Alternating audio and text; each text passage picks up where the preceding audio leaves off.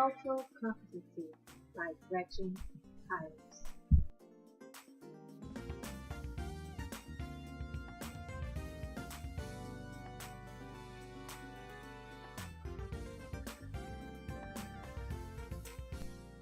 Hi, I'm Gretchen. Come along with me as I take you on a journey capturing my cultural competency experience. Let's begin with the dominant and subordinate group analysis. When we begin to reference the terminology dominant and subordinate, it produces a psychological state of mind of superiority over a group valued as inferior, absent of privilege. During the course of my study, my position as a subordinate group member has been highlighted. There are three subordinate groups for which I am a member of, the first being a woman, an undeniable member of the target group. The second group revealed are people of color, and lastly, those that are deprived, having meager resources, often being exploited or having to endure both racism and prejudice, comes with having unfavorable social identities. However, if experienced for a duration of time, it becomes normal. Counterparts to the group aforementioned are dominant group members, including men, people of non-color, and the rich, receiving what is inconceivable to those considered of a lower degree. Let's talk about women in leadership, as I am a woman of the cloth. The experience of rejection regarding a leadership position is sobering. In religion, the male persuasion is preferred, and seemingly, the social identity of a woman is degrading and unworthy. I wasn't exactly born with a silver spoon in my mouth, but sometimes being a subordinate group member meant that you are deprived, having meager resources. The home that you see before you is a home that my parents had that was on the east side, although it's decrepit now, that it was not in the most influential neighborhood on the east side, but yet we were so proud to be homeowners. Living on the outskirts of the project, safety was still a concern. Unfavorable conditions, yes. Our social-economic status was not in the place that we desired to be, but nonetheless, or believe it or not, I never even knew I was poor. After just witnessing that, can you believe I'm also a dominant group member? I identify with those that are able-bodied, adults, and U.S. citizens. The feeling experienced as a dominant member is unfamiliar.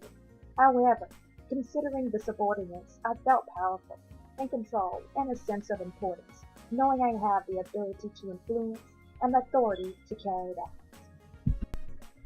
My culture biography.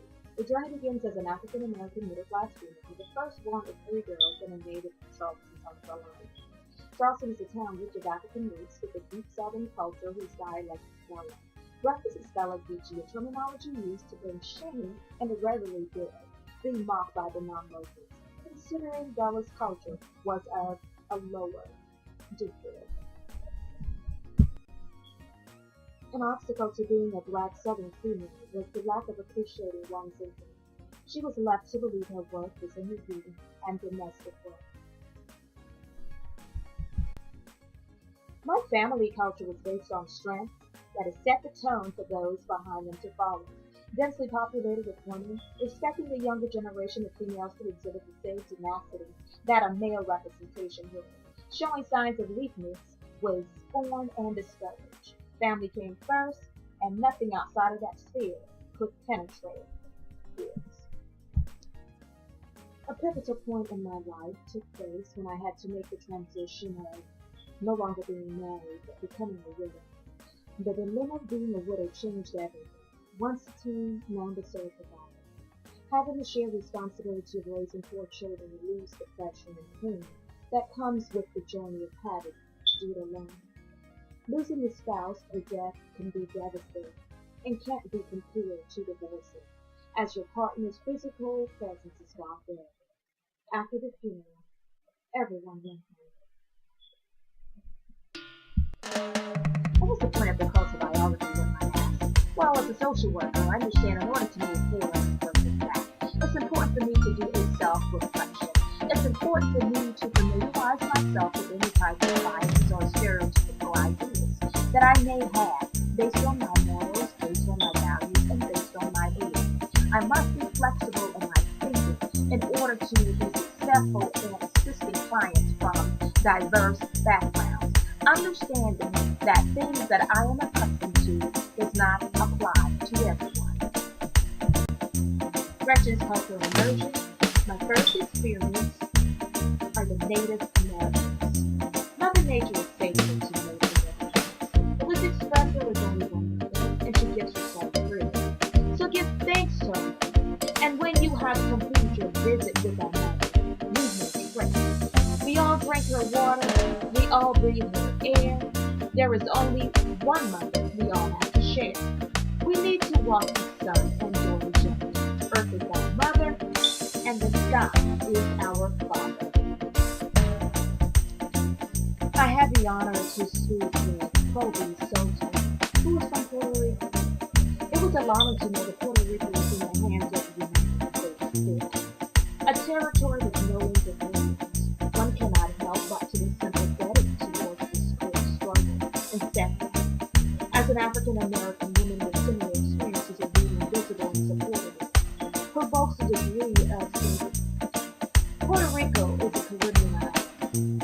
It is a part of a very vast Latino community, receiving little to no recognition of its individuality, and hopes of diffusing learned perceptions and in-depth study of this group's culture if needed. Society often clusters the Latino people under one banner, robbing them of their unique history, personality, and influence. As a social worker, in order to be effective, avoiding generalization is essential. Miguel Savane, a Haitian student, mentioned that she was in constant battle with her as African Americans and European Americans saw them as being black. Haitian families transitioning into an African American culture is pretty easy, but ironically, this type of discrimination is not seen as favorable and is discouraged because of the negative stigmatization associated with the black community. Whenever she was mistaken for being black, she was certain to make the correction. This changes everything. Apparently being stereotyped becomes greater after identifying with her culture.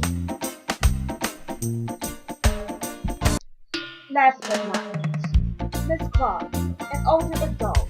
Embarking upon the unknown is always scary, she said. Even worse, being reminded what comes with the territory such as illness, memory loss, financial strain, loneliness, decreased physical ability, and more. The aforementioned is what society expects, and if a person buys into it, the idea opens the door to discouragement. Mary mentioned this is not everyone's journey, yet those that are old is placed into the box, and sometimes it feels like society counts them for dead before dying. She expresses, life is not over at 65. And now for the grand finale. For the skill development, I choose to highlight standard 8, professional education. As a social worker, my journey of achieving an associate degree in social work began at Atlanta Metropolitan College under the instruction of Professor Khan, which was achieved in the year 2000.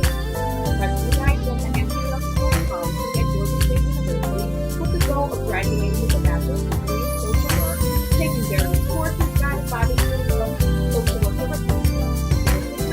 I will continue to pursue a master's program at Georgia State to further cultivate my social work professional education.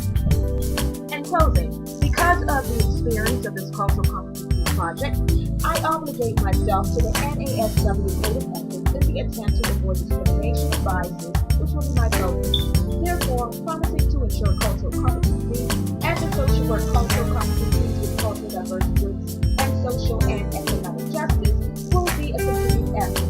I will also continue to practice cultural sensitivity, knowing the similarity exists amongst cultures, and as a social worker, I must respect all differences.